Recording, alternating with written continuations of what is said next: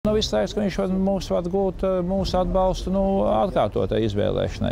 Bet es vēlreiz saku, tas ir, vēl tam laiks ir priekšā, un negribētu šobrīd Zaļie zemnieki pateikt, ka mēs kaut kam konkrētam esam atdevuši jau savas balsis. Ja? Mums nav pacēlies tāds jautājums, ka prezidents ir tik rass kaut ko darījis sliktu, kad mēs neatbalstīsim.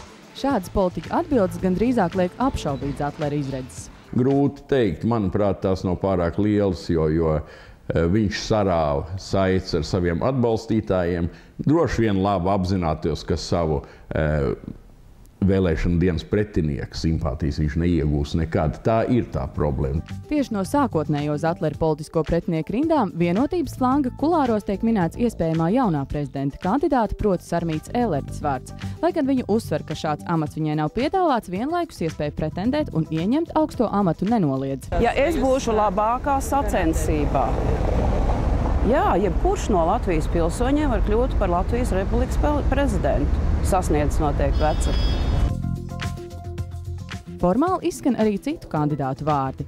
Mana simpātija pret Zatlera kungu aug, bet mans politiskais noskaņojums neļauj man runāt par citiem kandidātiem, kamēr mums ir Enziņkungs. Īstos akcentus šajā vīzijā gan saliks 10. Saeimas vēlēšanu rezultāti un arī turpmākie politiskie notikumi. Prezidenta izšķiršanās, kam uzticēt jaunās valdības izveidošanu.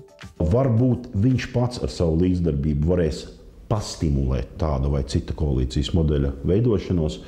Tad viens no jautājumiem, kas nebūs uzrakstītajā dienas kārtībā, bet būs lapiņas otrā pusē ar neredzamu tintu rakstīts, būs solījums ievēlēt vai atbalstīt jūsu otrreizēju ievēlēšanu pēc gada. Es nešaubos, ka tas tā būs. Tas nozīmē, ka Zatlera izredzes saglabāt amatu arī uz nākamajiem 4 gadiem varētu būt lielāks nekā sākotnēji šķiet. Turklāt partijām vienoties par pavisam jaunu kandidātu varētu izrādīties vēl grūtāk. Es domāju, gan jau būs labi, labāk tāds, kāds ir, tam būs savu lomu nenoliedzami.